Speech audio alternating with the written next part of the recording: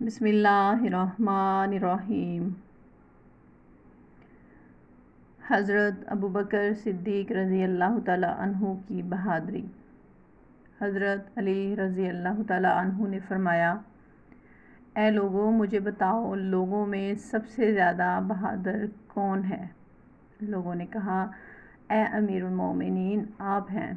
حضرت علی نے فرمایا کہ میں جس دشمن کے مقابلے کے لیے نکلا ہوں اس سے میں نے اپنا حق پورا لیا ہے، یعنی ہمیشہ اپنے دشمن کو شکست دی ہے۔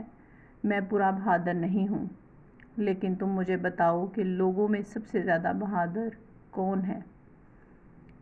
لوگوں نے کہا کہ پھر ہم تو نہیں جانتے، آپ ہی ہمیں بتائیں کہ کون ہے۔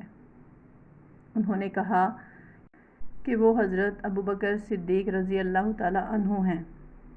چنانچہ جنگ بدر کے موقع پر جب ہم نے رسول اللہ صلی اللہ علیہ وسلم کے لیے چھپر بنایا تو ہم نے کہا کہ کون حضور صلی اللہ علیہ وسلم کے ساتھ رہے گا تاکہ کوئی مشرک آپ کی طرف نہ آ سکے۔ اللہ کی قسم، اس وقت کوئی بھی حضور صلی اللہ علیہ وسلم کے ساتھ رہنے کی ہمت نہ کر سکا۔